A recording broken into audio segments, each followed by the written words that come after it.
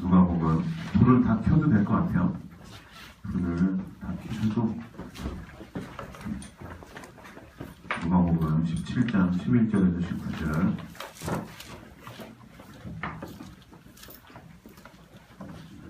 성경이 없으신 분들은 앞에 보시고 저 한 절 여러분 한 절 번갈아서 교독하도록 하겠습니다. 누가복음 17장 11절에서 19절입니다. 예수께서 예루살렘으로 가실 때에 사마리아와 갈릴리 사이로 지나가시다가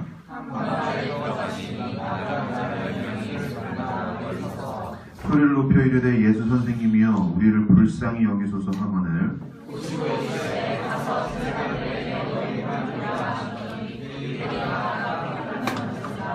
그 중에 한 사람이 자기가 낳은 것을 보고 큰 소리로 하나님께 영광을 돌리며 돌아와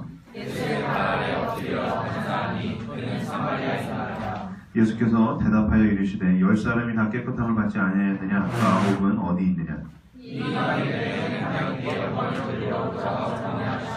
같이 읽겠습니다. 그에게 이르시되 일어나 가라. 아멘. 예. 목소리 로우를 좀 빼주셔야 될 것 같아요. 감기 요새 장난 아니죠. 저도 집에 가서 하고 앉았는데 자고 있더라고요. 그래가지고 일어나도 안 됐었어요. 죄송합니다.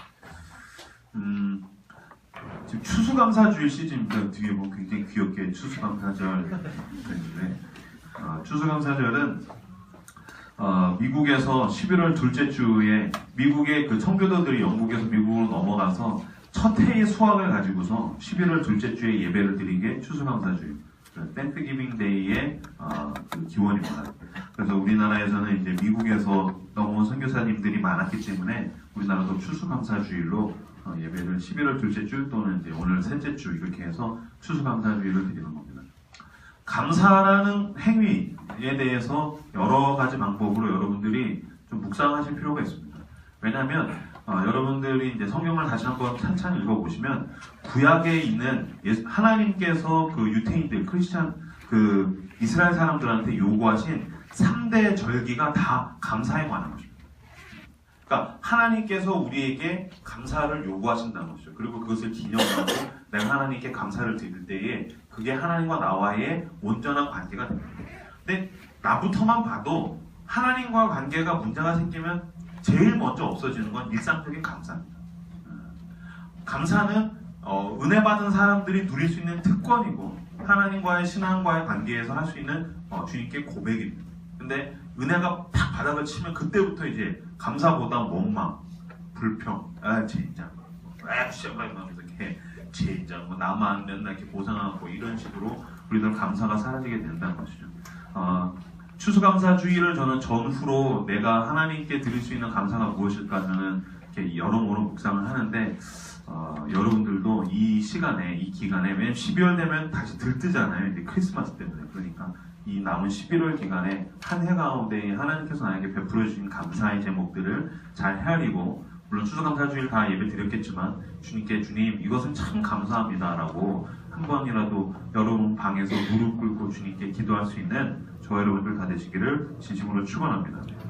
오늘은 본문을 중심으로 감사의 조건, 예, 컵이 나왔죠. 감사의 조건, 저 빈 컵에 어떤 것을 담을 것인가, 감사의 조건이라는 제목으로 함께 살펴보도록 하겠습니다.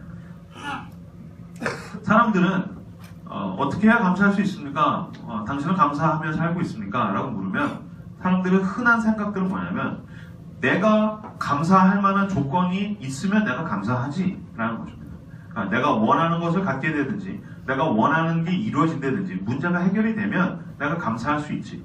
근데 내가 지금 감사하지 못하는 것은 내가 감사의 조건이 저 빈컵처럼 채워지지 않았기 때문에 뭐 있어야 마시지. 채워지지 않았으니까 나는 감사하지 못한다 라고 생각합니다. 그래서 내가 감사하려면 내가 적어도 지금 솔로인데 연애를 하게 된다든지 내가 지금 취준생인데 취직이 된다든지 이러면 내가 감사할 수 있을지 몰라도 지금은 내가 감사할 만한 조건들을 몇 개 가지고 있지 못해요 라고 사람들이 생각한다는 겁니다. 감사의 조건이 나에게 없어서 내가 감사하지 못한다는 것이죠. 이것은 명백한 거짓말입니다. 나에게 감사의 조건이 없어서 내가 감사하지 못한다는 것은 명백한 거짓말입니다. 만약에 연애를 해서 감사한다면 그럼 지금 연애하는 것들은 매일 감사해야 하는데 한 3달까지는 감사한데 4달 넘어가면 그때부터 걔네들도 비슷비슷해집니다. 여기는 이제 결혼한 사람들이 많지 않으니까 결혼하면 진짜 감사할 텐데 과연 그럴까요? 과연 그럴까요, 여러분? 그죠? 또 다른 조건, 아내가 친정을 갔으면 좋겠다든지 이런 조건이 생긴다면 아내가 없어서 자유롭게 얘기할 수 있네요. 참 감사하네요. 내가 어떤 것이 채워져야지 감사할 수 있다면 그러면 취직한 사람들은 매일 감사해야죠. 근데 취직한 놈들 맨날 죽으려고 그러던데, 그죠? 그러다가 다시 일자리가 안 생기면 또 죽으려고 그래요. 일자리가 생겨야 돼. 그 취직하면 또 죽으려고 그러고. 그러니까 그것은 내가 원하고 욕망하는 조건이 채워지는 것과 별개일 수 있다는 거예요. 감사는 내가 원하는 조건이 채워져서 되는 게 아니란 거예요. 이 여자 청년들 얼굴이 당장 전지현처럼 되면 매일 감사할 것 같죠? 그죠? 좋겠다 막 그런 표정들인데 물론 처음에 네 얼굴이 전지현처럼 되면 굉장히 감사하겠죠. 근데 네 몸매는 어떻게 할까? 반전이 있었죠. 아니 몸매도 전지현처럼 돼야죠. 이건 뭐예요? 장난치시는 겁니까? 그러고 그럼 전지현은 매일매일 자기의 육체 때문에 매일 감사할 수 있는가? 그렇지 않다는 거예요. 그죠? 돈이 많으면 남자들 만수르처럼 돈이 많아지면 그죠? 그러면 한 1년은 미친 듯이 감사할 수 있겠죠. 근데 그거 넘어가면 그때부터는 그게 지루해지는 겁니다. 제가 원룸 살다가 지금은 좀 좋은 집 사는데 원룸 살다가 딱 오니까 와 진짜 좋더라고요. 얼마나 좋았을까요? 3달 안 됐습니다. 2달? 2달 좋았나? 근데 생각해보세요. 어떤 사람도 야 우리 집 완전 좋아. 매일 야 우리 집 너무 좋아. 우리 집 좋아. 라는 생각 없어요. 갔더니 집이 진짜 좋아도 야 니네 집 좋다 그러면 그러냐? 그러고 말지. 지가 사는 데는 그냥 지 집이에요. 우리 집이 좋아라고 하는 여러분 우리 집이 좋아라고 하는 조건은 부모님과의 가족과의 관계가 화목한 것, 그 홈의 개념이지. 하우스가 좋은 것을 가지고 우리 집이 좋아, 나 너무 행복해, 감사해 라고 이야기하지 않는다. 그러니까 내가 어떤 것을 갖고 어떤 것을 하고 어떤 것을 이룬다고 해서 그 감사의 조건 때문에 감사가 나오는 것이 아니라는 것입니다. 원하는 것을 이룬다고 해서 감사가 나오는 게 아니라는 것을 오늘 본문은 너무나도 분명하게 이야기해 줍니다. 예수님이 어느 마을에 가셨습니다. 본문 한번 먼저 읽어볼까요? 11절부터 제가 읽겠습니다. 예수께서 예루살렘으로 가실 때에 사마리아와 갈릴리 사이로 지나가시다가 한 마을에 들어가시니 나병 환자 10명이 예수를 만나 멀리 서서 소리를 높여 이르되 예수 선생님이여 우리를 불쌍히 여기소서 하거늘. 예수님 어느 마을에 갔더니 10명의 문둥병자가 소리를 들었습니다. 여기서 소리를 높여서 해서 고음으로 예수님 뭐 이게 아니라 부르짖었다는 겁니다. 예수님! 예수님! 우리를 불쌍히 여겨주십시오. 문둥병자가 마을에 들어왔다는 건 작정하고 나온 겁니다. 왜냐하면 문둥병자가 마을에 나오는 순간 돌을 맞기 때문이죠. 10명에서 예수님을 만나면 내가 이 문둥병이 나을 수 있지 않을까? 제가 문둥병에 대한 이 본문에 대한 설교를 제가 여러 번 하는 것 같은데 문둥병은 온몸이 썩어져 가는 겁니다. 그냥 이렇게 머리 한번 빗으면 머리카락이 빠지고 눈썹이 그냥 줄줄줄 빠지고 코 흔들면 코가 빠지고 이빨이 빠지고 온몸이 썩어져 들어가서 오장 육부까지 썩으면 죽는 게 문둥병입니다. 성경에서 특히 이제 문둥병에 대한 자주 나오는 것이 문둥병은 모든 인간을 의미합니다. 그러니까 죄로 인하여서 점점 죽어져 가는 자기의 영혼이 썩어 들어가면서 결국의 끝에는 죽음을 맞이하는 모든 인간을 상징하는데 어쨌든 10명의 문둥병자가 예수님을 만납니다. 그래서 예수님께 소리 지릅니다. 예수님 우리를 고쳐주십시오. 나는 보시다시피 이 사람 노릇하고 못 삽니다. 문둥병만 나을 수 있다면 내가 모든 것을 할 텐데 예수님 고쳐주십시오. 10명이 얼마나 간절하게 부르짖었겠습니까? 피부병 낫는 수준이 아니죠. 내가 전지현처럼 되거나 만수르처럼 되는 수준이 아니죠. 기본적인 인간적인 삶을 누리기 위해서 부르짖은 겁니다. 그랬더니 예수님께서 그 10명을 고쳐주십니다. 14절부터 보시면 보시고 이르시되 가서 제사장들에게 너희 몸을 보이라 하셨더니 그들이 가다가 깨끗함을 받은지라. 그 중에 한 사람이 자기가 나은 것을 보고 큰 소리로 하나님께 영광을 돌리며 돌아와 예수의 발 아래에 엎드려 감사하니 그는 사마리아 사람이라. 예수께서 대답하여 이르시되 10사람이 다 깨끗함을 받지 아니하였느냐? 그 9은 어디 있느냐? 자, 7절 말씀 같이 한 번 더 읽어보도록 하겠습니다. 시작. 예수께서 대답하여 이르시되 10사람이 다 깨끗함을 받지 아니하였느냐? 그 아홉은 어디 있느냐? 17절이군요. 죄송합니다. 17절. 예수님이 묻습니다. 10명이 다 나았습니다. 문둥병에서 나은 거예요. 놀라운 거죠. 평생에 한 가지 소원이 있다면 무엇입니까? 문둥병 낫는 거겠죠. 모든 것을 전 재산을 다 팔아서라도 당신이 원하는 것이 무엇입니까? 문둥병 낫는 거예요. 그토록 원하는 평생의 수건이 이루어졌습니다. 근데 희한한 문둥병이 낫는 기적보다 전 더 신기한 일입니다. 10명이 다 나았는데 몇 명이 돌아왔습니까? 한 명이 돌아왔습니다. 9명이 돌아오고 싸가지 없는 한 놈만 다시 집에 간 것이 아닙니다. 반반 5명은 지 갈 길을 가고 5명이 예수님께 돌아온 것도 아닙니다. 몇 명이 돌아왔냐면 문둥병은 10명이 다 나왔는데 9명은 어디론가 가버리고 한 명만 돌아온 거예요. 예수님이 묻죠. 야, 10명이 니네 다 아까 소리 질렀지. 나를 불쌍히 여겨주셔서 나를 이 문둥병에서 어떻게든 낫게 좀 해주십시오. 10명이 다 나았지. 그 9명은 어디로 갔느냐? 몇 명이었습니까? 단 한 명만이 나았다는 것입니다.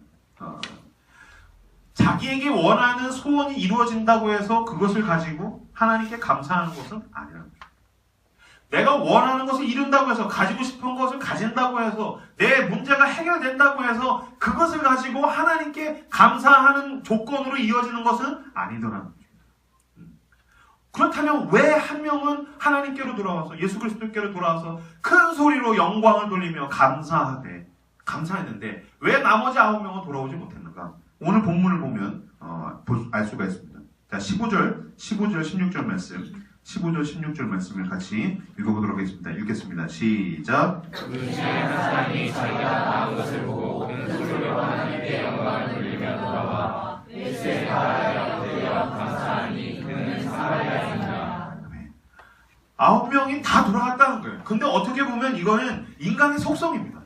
이후에 얘기하겠지만 모든 인간은 이런 식으로 우리는 살아가요. 어떤 사람이 하나님께 감사하는가, 어떤 사람이 주님께 감사하는 삶을 살게 되는가 그랬더니 15절에 뭐라고 나오냐면 그 중에 한 사람이 무엇을 봤냐면 자기가 낳은 것을 보고 큰 소리로 하나님께 영광을 돌리며 돌아옵니다. 저는 이 부분이 굉장히 눈에 들어왔습니다. 그 중에 한 사람만 주님께 돌아와 영광을 돌리며 감사했는데 뭘 봤냐면 자기가 낳은 것을 봤다는 것입니다.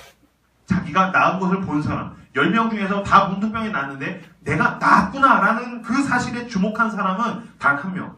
그럼 나머지 9명은요? 자기가 낳은 것을 안 봤을까요? 자기가 낳은 것을 봤지만 그들의 눈에는 뭐가 더 많이 보이는가? 낳은 사람이 할 수 있는 것들이 보입니다. 무슨 말인지 아시겠어요? 내가 문둥병에서 나오면 먹고 싶었던 것. 문둥병에서 나오면 내가 하고 싶었던 것들.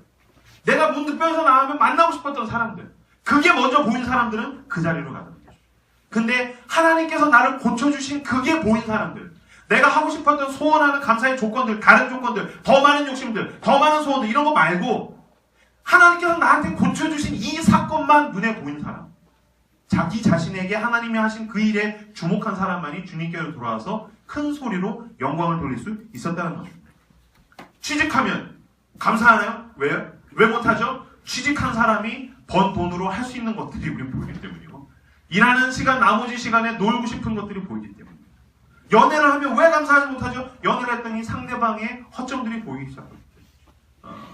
감사의 조건, 나는 이게 있으면 내가 감사할 수 있겠습니다. 그 자리에 가면 더 많은 욕심이 생긴다고. 또 다른 게 보이는 것입니다. 하나님이 나에게 하신 일을 보는 사람은 감사하지만 내 밖에 있는 또 다른 욕심에 눈이 가는 사람은 감사할 수 없었다는 것입니다. 우리도 마찬가지죠. 우리가 하나님께 감사하지 못한다면 내 바깥에 있는 다른 것들이 여러분들의 눈에 보이기 때문입니다. 이 자리에 여러분들 감사하고 계십니까? 감사하지 못한다면 오늘은 그냥 청계천에 등불축제 끝났나요? 그거 갔어야 되는데 쉐자 추워 죽겠네, 이게 뭔 짓이야. 그런 게 보이면 우리는 감사하지 못하는 것입니다. 나에게 아직 허락되지 않은 것, 그러나 내 안에 욕심에 꿈틀꿈틀 거리는 것, 거기에 눈이 가면 우리는 감사를 가장 먼저 상실하게 됩니다. 그러나 지금 하나님께서 나에게 허락하신 것에 눈을 두십시오. 그러면 그때부터 이게 하나님이 주신 거구나. 그때부터 주님께 감사할 수 있게 된다는 것입니다. 내 바깥에 있는 것이 보이면 우리는 감사하지 못합니다. 제가 차를 타고 다니는데, 제 차가 있는데 제 차는 뉴카렌스 2006년도형입니다. 중고차로 샀습니다. 뉴카렌스 2006년형. 저 차를 타고 다니다가 저는 이제 비교하거나 열등감이 없는 사람인데 가끔씩 그게 이렇게 확 스쳐갈 때가 있는데 평소에는 아무렇지 않게 뉴카렌스 2006년형을 타고 다니는데 옆에 벤츠가 씁니다. 그러면 저 인간은 벤츠 타는군 이러면 되는데 그때부터 이상하게 제 차가 더 덜덜거리는 것 같아요. 왠지 타이어가 펑크 날 것 같고 어디선가 펑 터져서 내가 죽을 것 같고 이 차가 이게 정상적인가? 지금 21만이거든요. 제가 22만 향에 하고 있는데 이거 이러다가 이거 문제가 생기는 거 아니야? 그래서 막 더 소음도 큰 것 같고 문제가 있는 것 같고 그러다 이제 제가 좋아하는 차가 이제 SUV 큰 건데 뭐 랜드로버의 디스커버리 이런 차가 지나가면 막 하나님 원망스럽고 주님 왜 나한테 외면하십니까? 막 그때부터 그런 것들이 보이고 저런 게 갖고 싶으면서 내가 더 초라해지는 거예요. 내가 더 작아지는 거예요. 난 아무렇지 않게 당당하게 그냥 차 타고 다녔는데 나한테 마치 내가 뭔가 결핍되고 부족하고 문제가 있는 사람처럼 여겨지더라는 거예요. 그것은 내가 나한테 허락된 것을 본 것이 아니라 아직 나에게 주어지지 않은 다른 것에 내가 욕심의 눈을 가지고 그게 내 마음을 지배했기 때문이에요. 그러면 감사가 사라지고 그때부터 불평과 원망이 나한테서 더 커지더라는 것입니다. 근데 이번 주에 어느 날 하루 종일 진짜 아침 8시에 나가고 밤 11시까지 너무 이렇게 빡세게 일한 적이 있어요. 이렇게 차를 타고 계속 돌아다니면서 11시가 돼서 녹초가 돼서 이제 퇴근하려고 이제 터벅터벅 차를 안에서 왔는데 이렇게 그냥 누르고서 이렇게 삐빅하고 이제 차 문을 열고서 이렇게 탁 타서 앉았는데 우선 시동 걸고 이렇게 가기도 전에 너무 피곤한 거죠. 한숨부터 쉬고 이제 시동을 탁 걸고서 이제 가야지 하고서 이제 내비게이션 이제 누르려고 하는데 순간 무슨 생각이 드냐면 내가 오늘 이렇게 피곤한데 이 차가 없었으면 난 진짜 이거 어떻게 할 뻔했지? 라는 생각이 드는 거예요. 그리고서 이렇게 차 계기판을 봤는데 21만 뭐 몇천 몇십 킬로 이렇게 봤는데 순간 너도 참 고생 많았다 생각해보니까 제가 이거 9만 대 탔거든요. 근데 3년 동안 21만이 됐어요. 그러니까 제가 차 엄청 탄 거예요. 그래서 아직 이름을 안 지어줬으니까 제가 이렇게 차에다 이름 지어주는 일단 암사스러운지 못해요. 뭐 숑숑아 부릉아 뭐 이런 거 있으면 이렇게 말을 걸었을 텐데 어쨌든 저도 이렇게 운전대 이렇게 툭 치면서 너 3년 동안 못난 주인 만나가지고 고생 참 많이 했다. 이 9만 대 탔는데 21만이야. 너 없었으면 내가 이거 어떻게 다닐 뻔했냐. 참 너 고맙다. 그러고 나니까 그때부터 하나님이 나한테 이 중고차라도 주신 게 너무 감사하고 어쨌든 이거 제 돈으로 다 산 거 아니거든요. 부모님께서 사주신 것도 감사하고 내가 이런 게 있을 수 있다는 게 감사하구나. 나한테 주어진 것을 내가 보니까 그때는 감사할 수 있더라고요. 나는 여전히 똑같은 차를 타고 나는 여전히 똑같은 상황 가운데 있는데 왜 어떨 때는 남의 떡이 더 커 보입니까? 내게 허락되지 않은 바깥의 것에다가 눈을 두면 그때부터 내가 하나님께 감사를 상실하게 되는데 하나님께서 나에게 주신 것에다가 눈을 두고 거기에 말을 걸고 그 생각을 진전하고 그것으로 내 마음을 채우니까 그때부터는 더 많은 감사. 주님 감사합니다. 기쁨. 여기서 샘솟아 나오는 생명력, 새로운 기운들 이런 것들이 나에게서 나올 수 있더라는 것입니다. 감사는 모든 사람이 부러워할 만한 조건을 충족시킨 사람이 갖는 것이 아닙니다. 하나님이 나에게 주신 것에 눈을 둔 사람이 감사할 수 있는 거라는 것입니다. 하나님께서 내게 주신 것의 의미를 깨달은 사람이 오늘도 하나님은 저와 여러분에게 충분히 살 만한 것을 공급하고 계십니다. 그것들을 내가 보고 그 의미를 깨닫고 발견한 사람만이 하나님께 감사할 수 있다는 것입니다. 가을이 끝자락을 가고 있습니다.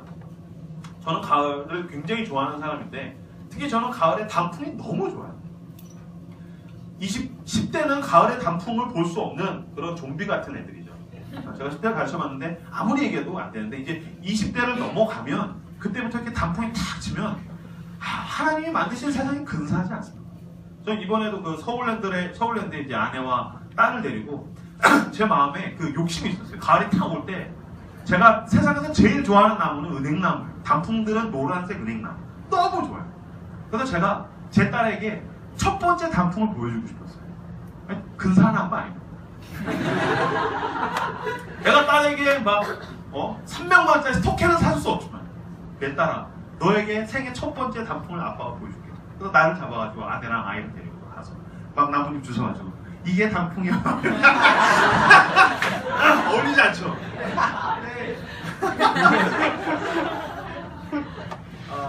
근데 저는 그 단풍으로 그 서울랜드 입장권 뭐 얼마 안 합니다. 입장권도 살 필요도 없어요. 그냥 그 길 걸어가는 단풍으로 가득한 길을 걸어가는 거. 그 단풍들은 나무를 보는 거는 돈이 하나도 안 드는 거예요. 하나님이 우리한테 그냥 주신 거예요. 근데 그것을 보면서 제가 딸한테 이야기해주고 싶었던 게 있었어요. 은율아, 이 단풍 보이? 야, 이쁘지? 빨간색, 노란색. 기가 막히지 않냐? 하나님이 세상을 사랑하지 않으셨으면 이렇게 아름답게 짓지 않으셨어요. 이 얘기가 너무 해주고 싶었어요. 하나님이 이 세상을 사랑하지 않으셨으면 은율아, 하나님이 이 세상을 이렇게까지 아름답게 짓지 않으셨어요. 근데 그 하나님이 가장 사랑하는 게 내 딸아 은율아 너란다. 하나님이 너를 너무 사랑하셨단다. 물론 지금 뭐 에빼빼 빠빠 못 알아듣지만 저 그 얘기 너무 해주고 싶었어요. 하나님이 너를 사랑하신다. 세상을 이렇게 아름답게 창조하신 분께서 사랑하셔서 가을마다 옷을 갈아입히신다. 그리고 나뭇잎이 떨어지지. 그러면은 앙상하게 나무 가지만 남았는데 봄이 되면 언제 그랬냐는 듯이 또 새싹이 일어난다. 저는 그런 것들을 아이에게 너무 가르쳐주고 싶어요. 하나님께서 우리를 여전히 사랑하시며 지켜보시며 우리에게 필요한 것들을 공급해 주신다는 것입니다. 우리는 그런 것들을 바라보면서 예 하나님, 나를 사랑하시는 주님, 내가 주님을 바라보면서 나의 하루하루를 기쁨과 감사로 채우겠습니다. 주님을 따라서 동행하는 것. 그것이 바로 우리가 믿음 안에서 주님을 따라가는 그 행위라는 것입니다. 감사의 조건은 누구나 가지고 있습니다. 누구만 감사할 수 있습니까? 하나님께서 숨겨놓으신 보물을 발견한 사람만이 감사할 수 있다는 것입니다. 이 감사의 절기 기간에 하나님께서 내 삶 가운데 숨겨놓으신 감사의 조건들을 발견해내서 예 주님 감사합니다. 이게 주님으로부터 온 것입니다. 감사의 예배를 드리시는 저 여러분들 다 되시기를 진심으로 축원합니다. 미국 서부 시대에 그 왜 서부 막 총잡이 그 시대 서부 개척 시대 때에 이 골드러시가 있었습니다. 골드러시는 뭐냐면 금광을 찾아서 사람들이 온 전역에서 막 서부 쪽으로 몰려드는 거였었어요. 그때는 이제 산만 있으면 가가지고 곡괭이질 해가지고 금 나올까, 물 있으면 그냥 사금 캘까. 골드러시 시대입니다. 금광을 찾아서, 금을 찾아서. 그래서 나도 부자가 되겠다. 그때에 유명한 사람들이 굉장히 많은데 이 헨리 콤스톡이라는 사람이 있습니다. 헨리 콤스톡은 금광은 못 찾았는데 은을 캔 걸로 유명한 사람이었어요. 그래서 어마어마하게 많은 은광, 은이 나는 그 광산들을 가지고 있는 사람인데 헨리 콤스톡. 그 사람이 소원이 있어요.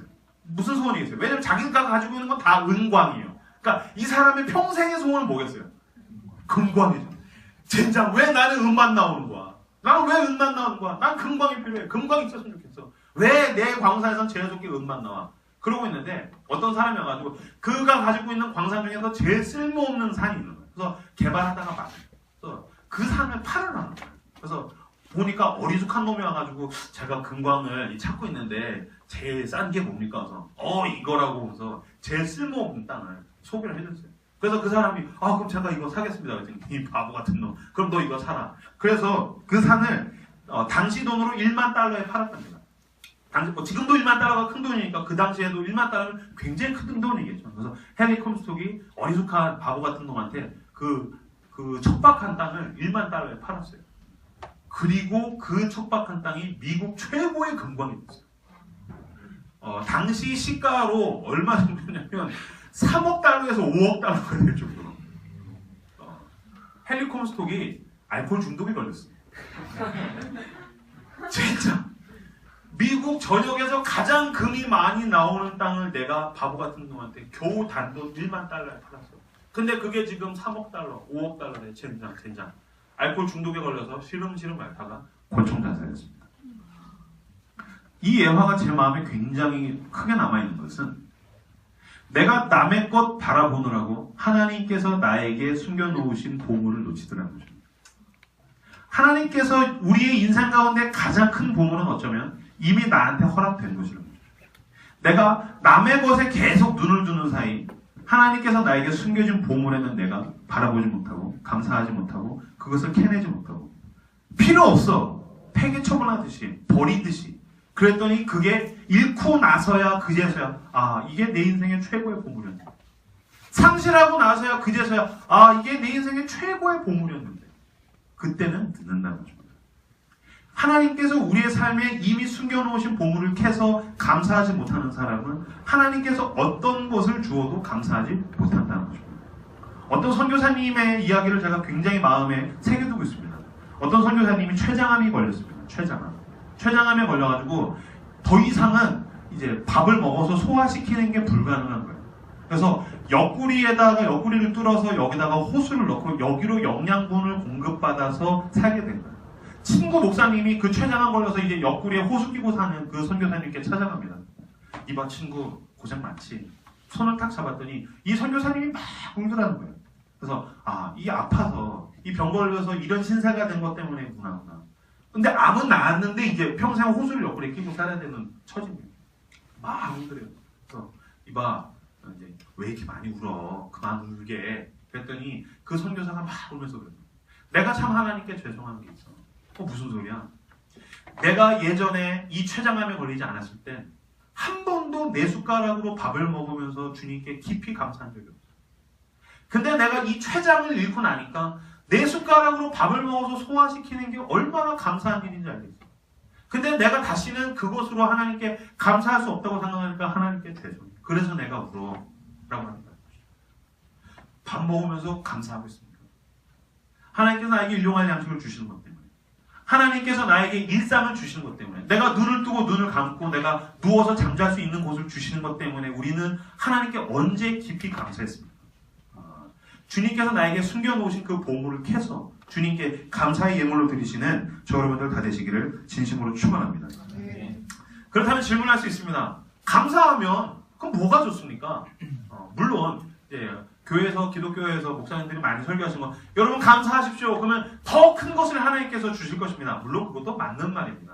하나님은 그것에 대한 가치를 모르는 자에게 좋은 것을 주시지 않는 분이시기 때문에 감사가 더 큰 감사의 제목들을 불러일으키는 것은 맞습니다. 그러나 오늘 본문에 보면 감사해서 얻을 수 있는 가장 큰 것은 무엇인가가 나와 있습니다. 자, 18절 19절 말씀 18절 19절 말씀 같이 한 목소리로 읽어보도록 하겠습니다. 성경 없으신 분들 앞에 보시고 읽겠습니다. 시작. 이 나중에 때에는 하나님께 영광을 돌려 돌아온 자가 없느냐 하시고 그에게 계시되 일어나라 내 믿음이 너를 구원하여 생각하라. 감사했더니 무엇을 얻었습니까? 문둥병에서 여자가 치면은 뭐 전쟁이 된다든지 남자로 치면 김수현이 된 게 아니죠. 감사합니다. 영광을 돌리며 나왔더니 그가 예수 그리스도로 인한 진정한 구원을 얻게 되었습니다. 이것은 죽어서 천국을 간다는 것만이 아니라 여러분 내가 이후로 이제 남은 올해 그리고 내년 초에 구원의 의미에 대해서 다시 한번 이제 메시지를 준비해서 한번 설교를 할 예정인데 진정한 구원의 의미는 죽어서 천국 가는 것이 아닙니다. 구원은 무엇입니까? 하나님을 소유하게 되는 것입니다. 그가 예수 그리스도의 사람, 예수 그리스도를 얻게 되는 것입니다. 문둥병자가 감사해서 얻은 가장 큰 것은 무엇입니까? 그는 이제 하나님을 소유한 사람이 되었다는 것입니다. 하나님과 어떤 관계가 되었는가? 하나님의 자녀가 되어서 하나님을 아버지라 부르고 하나님께 더 가까이 갈 수 있었던 것. 이것이 바로 우리가 감사할 때에 하나님으로부터 받을 수 있는 것입니다. 이건 굉장히 놀라운 겁니다. 왜? 감사한 사람만이 하나님과 더 가까워지고 친해지고 하나님을 소유한 사람이고 감사하지 못하면 아무리 많은 돈과 아무리 남들이 부러워할 만한 것을 가졌어도 그 사람은 가장 중요한 것, 하나님을 소유하지 못하기 때문입니다. 저는 지금도 이제 부모님 만나면 저희 부모님이 저한테 특히 엄마는 저는 이제 어머니라고 보다 엄마라고 그러는데 저희 어머니는 저를 만나면 지금도 용돈을 주십니다. 용돈을 주세요. 그러면은 어머니 괜찮아요. 그러지 않습니다. 그러면 감사합니다 하고 감사합니다 받고 뭐 이런 걸 주고 그래. 그래서 이제 둘 다 생색도 내고 감사 돈도 받고 이런 편인데 10대 때랑 지금이랑 용돈을 받은 것에 대한 받는 자세는 분명히 차이가 있습니다. 10대 때는 엄마가 돈을 주면 우선 돈이 좋았어요. 아싸 하고 그냥 뭐 게임방을 가든지 친구들 향해 놀러 간다든지 대학 때는 이제 뭐 예술 안 배웠으니까 술을 마시러 간다든지 그러니까 돈을 주면 그걸 가지고서 할 수 있는 다른 게 보였어요. 이 9명의 문둥병자 같죠. 그죠? 나를 낫게 해주시면 내가 이걸 가지고 할 수 있는 다른 게 보였어요. 근데 요새는 엄마가 아버지가 용돈 이렇게 주면 아버지의 마음이 보여요. 이 다 큰 아들인데 이제 지 입에 풀칠할 수 있는 나이가 됐는데도 여전히 이거 아들이라고 용돈 주시는구나. 아버지 고마워요. 잘 쓸게요. 근데 제 마음에 늘 아버지한테 드리고 싶은 이야기 중에 하나는 저도 이렇게 표현을 아버지한테 잘하는 편이 아니라 이런 거 안 줘도 괜찮아요. 저 그래도 아버지 사랑해요. 제가 이 아버지한테 사랑한다는 말 잘 못하는데 이런 거 안 줘도 돼요까지는 되는데 이런 거 안 줘도 돼요. 그래도 저 아버지 사랑해요. 이게 제 마음이에요. 여러분 그거 아십니까? 부모님의 손에 있는 것이 아니라 부모님 마음에 있는 게 보이면 철든 겁니다. 아, 우리 엄마 아빠가 나한테 이런 마음이구나. 이게 보이면 그때부터 철든 겁니다. 부모의 손에 있는 것만 보면 여전히 철이 안 드는 겁니다. 근데 부모님께 감사하면 그때부터 얻게 되는 것은 무엇입니까? 아, 우리 아빠가 날 이렇게 사랑하지. 아버지께 더 가까이 가게 되는 것이죠. 어머니의 마음을 읽고서 감사하면 아, 우리 엄마가 참 날 사랑하구나 감사하다. 그러면은 그때부터는 내가 엄마에게, 어머니에게 더 가까이 가게 되는 것이죠. 마찬가지입니다.